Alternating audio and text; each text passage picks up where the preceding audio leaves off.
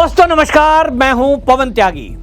दोस्तों, शुभेंदु अधिकारी ने वो कर दिखाया जो अभी तक किसी ने नहीं किया। और मैं हमेशा से कहता हूं, योगी जी के बाद यदि कोई मुख्यमंत्री बहुत ज्यादा एक्टिव बीजेपी का दिखाई देता है वो शुभेंदु अधिकारी है। उन्होंने बैराईपुर घटना को जिस तरह से अंजाम दिया है, आप देखिए कि मॉब लिंचिंग में जो हिंदू की हत्या हुई इंद्रजीत की, उसको 25 लाख उसके परिवार को चेक दे दिया, उसके भाई को नौकरी दे दी और वहां पहुंच करके ममता बनर्जी को सीधा एक संदेश दे दिया। और संदेश उस हुमायूं कबीर को भी दे दिया जो धमकी दे रहा था और धमकी देते हुए ये कह रहा था कि यहां जो है हम बाबरी मस्जिद बनाएंगे। आपको बता दूं, मामला जो है पत्रकारों ने जब उनसे सवाल किया उपचुनाव का है, और उपचुनाव में आपको पता ही होगा कि शुभेंदु अधिकारी ने भी नंदीग्राम सीट छोड़ी तो वहां उपचुनाव होना है, क्योंकि उन्होंने ये तय किया है कि वो भवानीपुर से अपनी सीट को कंटिन्यू करेंगे। ममता बनर्जी को हराया था और दूसरी तरफ हुमायूं कबीर ऐसा था, उनको तो लग रहा था कि शायद मुख्यमंत्री बनने का नंबर आ जाए और लगता था कि मुसलमानों का लीडर बन जाऊंगा, और इसलिए 2 सीटों से उन्होंने चुनाव लड़ा था। अब उन 2 सीटों में जो रेजी नगर है, इस सीट पर उपचुनाव होना है और उन्होंने नौदा सीट जो है वो अपने पास रखी है, वहां से वो विजयी हुए हैं, तो उपचुनाव होना है। अब उपचुनाव में वो उल्टा सीधा वो कुछ तो बोलेंगे, हालांकि अब डरा हुआ है। तो शुभेंदु अधिकारी ने साफ कर दिया कि देखिए यहां जो है ना, जिस तरह की भाषा इस्तेमाल की जा रही थी अभी तक, अगर आप जनप्रतिनिधि हैं और कुछ ऐसा बोलते हैं कि जो गैर कानूनी गैर मर्यादित है तो किसी को बख्शा नहीं जाएगा। नाम नहीं लिया, लेकिन हुमायूं कबीर को शुभेंदु अधिकारी ने सीधा संदेश दे दिया कि कायदे में रहोगे तो फायदे में रहोगे।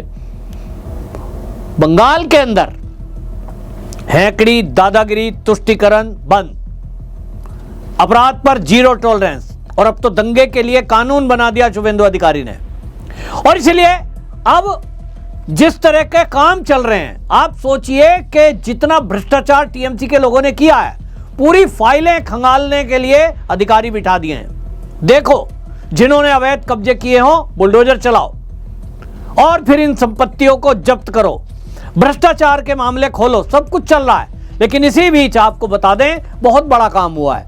बैराईपुर की जो घटना हुई थी उसमें जिस हिंदू बच्चे को, युवक को पीट पीट कर ये जो कट्टरपंथियों की भीड़ है उन्होंने मार डाला, उनके परिवार वाले, मोहल्ले वालों ने कहा साहब यहाँ हिंदुओं की संख्या कम है और ये कभी भी जो ये कट्टरपंथी हैं इनमें बहुत सारे घुसपैठिए आए हुए हैं। अब ये मिक्सअप हो गए हैं, यहाँ आधार कार्ड, फर्जी राशन कार्ड, सब कुछ लेकर के ममता बनर्जी के शासनकाल में। आपने देखा जब सीए का प्रोटेस्ट हो रहा था तो ये बैराईपुर ही था जिसमें सबसे ज़्यादा सीए के प्रोटेस्ट के दौरान हिंसा हुई, ट्रेनें रोक दी गई। और इसीलिए लॉ एंड ऑर्डर की सिचुएशन को मेंटेन रखा जाए, इसके लिए अब एक चौकी की स्थापना कर दी है। पुलिस का आउटपोस्ट, उसकी मांग लोगों ने की थी और उस मांग को शुभेंदु अधिकारी ने, आप देखिए, 7 दिन के अंदर पूरा किया है। अब वहां पर शुभेंदु अधिकारी ने इसकी जानकारी खुद दी। बैराईपुर आउटपोस्ट में 2 एएसआई रहेंगे, 2 एसआई रहेंगे, यानी सब इंस्पेक्टर और असिस्टेंट सब इंस्पेक्टर, ये रहने वाले हैं। 2 इसमें मेल जो है रहेंगे, 2 फीमेल रहेंगे पुलिसकर्मी, और 8 सिविक वॉलंटियर रहेंगे। और यहां पर पूरा एक आउटपोस्ट हो गया जिनकी यहां 24 घंटे रूटीन में ड्यूटी रहेगी। अगर कोई कुछ करने की कोशिश करेगा तो समझ लीजिए ये 2-2 का ड्यूटी इसीलिए लगाया है, 12-12 घंटे में पूरा राउंड द क्लॉक यहां पे रहेंगे। इसका मतलब क्या है? इसका मतलब साफ बता दिया कि जो संवेदनशील एरिया हैं ये तय कर लिया गया है शुभेंदु अधिकारी सरकार की तरफ से कि जो भी ऐसे संवेदनशील क्षेत्र हैं उनको चिन्हित किया जा रहा है और वहां पुलिस आउटपोस्ट बनाई जाएगी। वहां अपनी पुलिस को एक्टिव कर रहे हैं। और जो बदमाश हैं, बहुत बदमाश तो जेल के सलाखों के पीछे हैं। 1,500 से ऊपर जो टीएमसी के गुंडागर्दी करने वाले लोग थे वो जेल की सलाखों के पीछे पहुंच चुके हैं। तो इसके अलावा आपको बता दूं कि ये जो सब हो रहा है वहां पर, उस पर शुभेंदु अधिकारी ने ममता बनर्जी को भी आड़े हाथों लिया। उन्होंने ममता बनर्जी को कहा कि ये जो ममता बनर्जी है वो जिस तरह की चीजें कर रही हैं, मैं वो सीएम नहीं हूं जो ममता बनर्जी थी, वो अभी भी तुष्टीकरण में लगी है। अभी भी वो ये सोच रही हैं कि बंगाल में दंगे कराकर वो सरकार को बदनाम कर देंगी, कोई अराजकता का माहौल पैदा कर देंगी, तो नहीं कर पाएंगी। सबको कानून के दायरे में एक्शन होगा, किसी को छोड़ा नहीं जाएगा। दूसरी तरफ हुमायूं कबीर वाले मुद्दे पर उन्होंने मीडिया में बोला।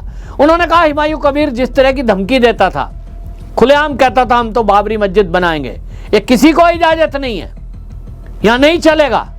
और उन्होंने कहा कि ममता बनर्जी ने इन लोगों को बढ़ावा दिया था, कुछ भी बोल देंगे, कुछ भी बयानबाजी कर देंगे, भीड़ को सड़कों पे उतार के दंगा करा देंगे। उन्होंने बोला मैं डरने वाला सीएम नहीं हूं। और यही उम्मीद थी भारतीय जनता पार्टी के पुराने लीडर। आप सोचिए, लोकेट चटर्जी को देखिए, सामिक भट्टाचार्य को देखिए, ये पुराने नेता हैं, बहुत पुराने नेता बंगाल के अंदर हैं। भाई वहां तो बीजेपी का जन्म ही वहीं से हुआ है। लेकिन उसके बावजूद टीएमसी से आए हुए अगर शुवेंदु अधिकारी को मुख्यमंत्री बनाया है, तो उसके पीछे भारतीय जनता पार्टी के बारे में जो लोग ये सवाल उठा रहे थे कि आखिरकार मुख्यमंत्री जैसी बड़ी पोस्ट, इससे बड़ी तो राज्य की पोस्ट होती नहीं भाई, ऐसे पोस्ट पे बीजेपी का कोई कार्यकर्ता क्यों नहीं बिठाया बीजेपी ने, तो उसका क्यों का उत्तर अपने आप अब शुवेंदु अधिकारी के काम से मिल रहा है। शुवेंदु अधिकारी वो व्यक्ति हैं जो ममता बनर्जी का कभी राइट हैंड रहे थे, पार्टी के अंदर रहे, उनको सिस्टम पता है, उनके पिता भी राजनीति में थे, तो वो राजनीति कांग्रेस की करते थे, बचपन से उन्होंने देखा है, बंगाल को अच्छे से जानते हैं, और वो जानते हैं किसका क्या इलाज है, किसको किस तरह से डील किया जाएगा। तो डरने का तो सवाल ही नहीं उठता।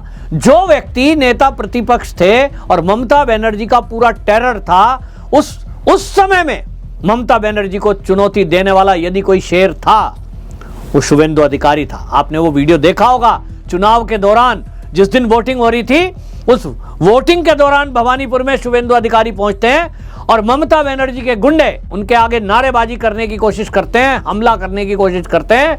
वो चाह रहे थे कि ये पोलिंग के अंदर ना जाए, क्योंकि उनको लग रहा था कि हम बूथ कैप्चरिंग कर लेंगे। तो शुवेंदु अधिकारी शेर की तरह दौड़े, भाग दौड़ाया उनको। ऐसा दृश्य कभी नहीं देखा हमने।